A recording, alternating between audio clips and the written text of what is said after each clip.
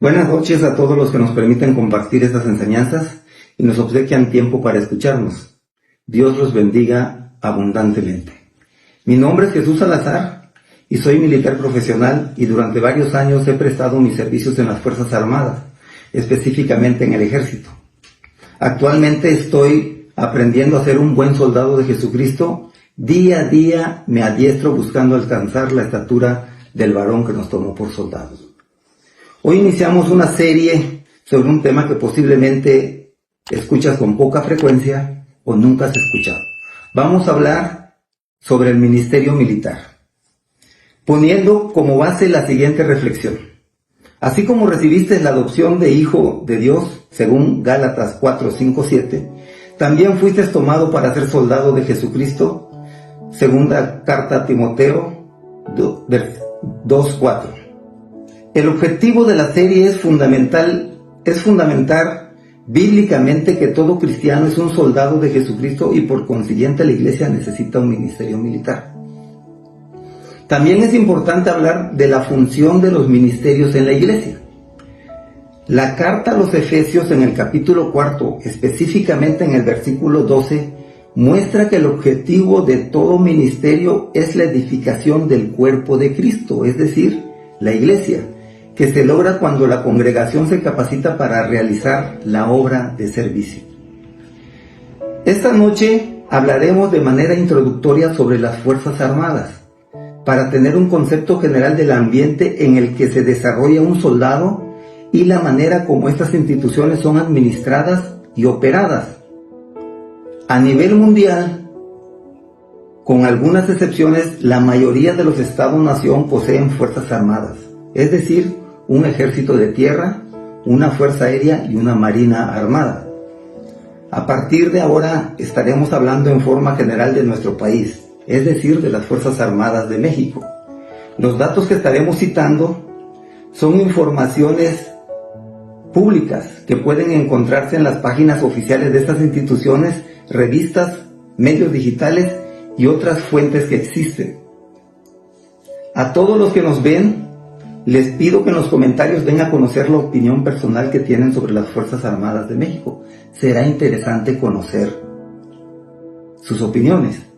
Las Fuerzas Armadas en nuestro país tienen su fundamento legal en la Constitución Política y sus respectivas leyes orgánicas, estableciendo las misiones generales para cada una de ellas de acuerdo al ámbito que protegen. En México, las Fuerzas Armadas son administradas por dos secretarías de Estado. La Secretaría de la Defensa Nacional, que tiene a su cargo al Ejército y la Fuerza Aérea, y la Secretaría de Marina, que tiene bajo su responsabilidad a la Armada de México. Estas dos instituciones poseen estructuras funcionales que están subordinadas a un mando supremo, que recae en el presidente de la República. Otros aspectos también que debemos conocer como ciudadanos es que el territorio del país está dividido militarmente de la siguiente manera. Cuenta con 12 regiones militares, en las cuales están también distribuidas más de 40 zonas militares, guarniciones militares, unidades operativas y diversas instalaciones de servicios. Así también existen 4 regiones aéreas, en las cuales están distribuidas 18 bases aéreas militares. Y todo el litoral de nuestro país está dividido en 13 regiones navales, en las cuales también están asignadas diferentes zonas navales, sectores navales, fuerzas navales y otras instalaciones propias de esta institución. Las 3 Fuerzas Armadas dentro de su orgánica cuentan con armas y servicios en el caso del Ejército y la Fuerza Aérea. En la Armada de México se denominan cuerpos y servicios. Es también necesario entender que estas Fuerzas Armadas, en su ley orgánica, se establecen los escalafones y grados para el ejercicio de la autoridad. Esta es regulada por los órganos de fuero de guerra, que tienen la competencia de conocer los delitos y las faltas a la disciplina militar que establece la legislación y el Código de Justicia. Estas Fuerzas Armadas, comprometidas bajo juramento con la patria, desarrollan un alto sentido de deber, disciplina y servicio. Estos 3 conceptos vigentes en el Reglamento General de Deberes Militares Se los voy a leer para tener una definición precisa sobre los mismos y les sugiero que pongan mucha atención a ellos. Se entiende por deber el conjunto de las obligaciones que a un militar impone su situación dentro del ejército. La subordinación, la obediencia, el valor, la audacia, la lealtad, el desinterés, la abnegación son diversos aspectos bajo los cuales se presenta de ordinario. El cumplimiento del deber es a menudo áspero y difícil y no pocas veces exige penosos sacrificios, pero es el único camino asequible para el militar que tiene conciencia de su dignidad y de la importancia de la misión que la patria le ha conferido. Cumplirlo con tibieza por fórmula es cosa que pugna con el verdadero espíritu de la profesión. El militar debe encontrar en su propio honor el estímulo necesario para cumplirlo con exceso. La disciplina es la norma a que los militares deben sujetar su conducta. Tiene como bases la obediencia y un alto concepto del honor, de la justicia y de la moral, y por objeto el fiel y exacto cumplimiento a los deberes que prescriben las leyes y reglamentos militares. El servicio de las armas exige que el militar lleve el cumplimiento del deber hasta el sacrificio y anteponga el interés personal, la soberanía de la nación, la lealtad a las instituciones y el honor del ejército. También es muy importante indicar que la ética moral militar exige que las unidades militares sean conducidas por oficiales con sólidas virtudes de don de mando y se desarrolla en forma continua en los cuerpos de tropa el espíritu de cuerpo.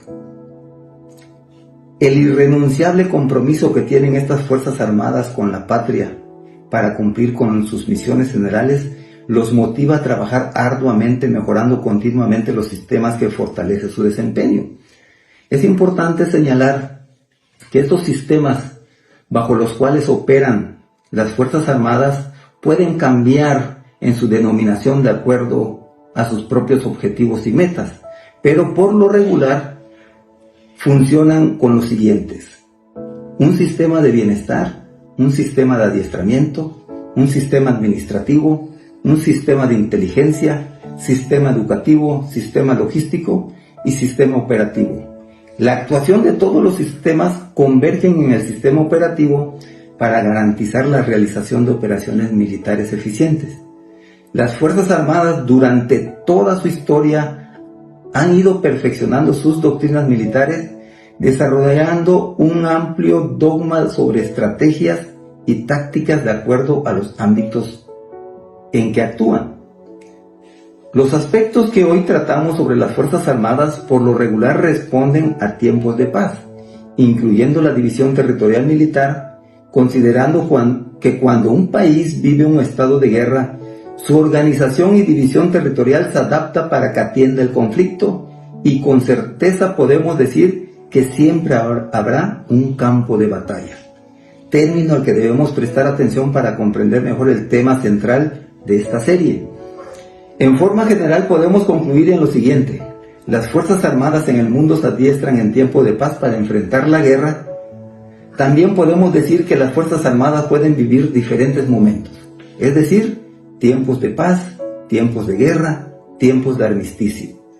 En comparación con la Iglesia, la Biblia nos muestra que la Iglesia de Jesucristo solamente vive tiempos de guerra y que todo hombre cuando nace espiritualmente nace en un campo de batalla. De este periodo de tiempo estaremos hablando en esta serie. Sabemos que todo hombre nace en una condición pecaminosa y cuando nace espiritualmente lo hace en un campo de batalla en donde siempre estará enfrentando tres enemigos: el mundo, la carne y el diablo, hasta el momento de su muerte física. Dicho de otra manera, estamos hablando de la vida del cristiano en el mundo y sus hitos, es decir, de esos tres momentos determinantes en su vida, que es el nacimiento físico, el nacimiento espiritual y la muerte física. Ahí volvemos a concluir en la reflexión que hablamos al inicio de esta plática, que así como recibiste la adopción de hijo de Dios, también fuiste tomado para ser soldado de Jesucristo. ¿Sabes que en la Biblia existen más de 100 términos militares? Estos son usados en las Fuerzas Armadas y varios son de uso común en la Iglesia. Ante este hecho es importante revisar si la Iglesia está usando correctamente estos términos militares a la luz de la Biblia. Algunos libros bíblicos nos muestran pasajes de guerra, inclusive el libro de Números nos deja enseñanzas de carácter militar. En la Biblia encontramos las siguientes palabras: adiestrar, arma, armadura, bajo autoridad, batalla, campamento, campaña, cautivos, enemigo, espías, fortalezas, guardia, guerra, hombres de guerra, militar, milicia, ministro, operación, provisión, reconocimiento, soldado, y también encontramos la palabra ejército. ¿Sabías que la palabra ejército en su raíz del latín significa estar encerrado entrenando para la batalla sin cesar? También encontramos palabras como general, capitán, oficiales, escuadrones, compañías y los términos deber, servicio y disciplina. Recordemos los conceptos que leímos anteriormente. En la Biblia, disciplina significa en sentido amplio castigo, reprensión, advertencia, consejo, corrección, instrucción, tutoría, educación, entrenamiento. De la palabra disciplina derivan dos términos muy importantes: disciplinar, que significa entrenador, maestro o disciplinador. En ocasiones se usa en el sentido de disciplinar por castigo. Y también deriva la palabra discípulo, que significa bíblicamente alumno o aprendiz, y en ocasiones se usa en el sentido de aguijonear o enseñar, siendo la vara el incentivo. Podemos decir, el que es discipulado también es disciplinado. Bajo estos y otros argumentos bíblicos podemos señalar: la disciplina que demanda la Biblia al cristiano es más radical que la disciplina que exigen las Fuerzas Armadas a los militares. ¿Cuál es tu opinión sobre esta afirmación? Hagamos la siguiente comparación. En la sociedad en general existen muchas disciplinas como la deportiva, la disciplina laboral, la disciplina escolar, la disciplina familiar, y podemos decir que toda profesión o actividad demanda disciplina. Pero cuando se habla de disciplina militar, la mayoría de las personas la consideran extrema. Sin embargo, la disciplina bíblica es aún más demandante que cualquier disciplina. Las normas bíblicas que establecen las conductas y estilo de vida del cristiano no pueden ser cumplidas por el hombre con sus propias fuerzas. Necesitan de la intervención divina para transformar su carácter, conductas y manera de vivir. Te agradecemos haber escuchado esta enseñanza. Esperamos tus comentarios sobre esta pregunta y también deseamos que estés presente en las próximas enseñanzas.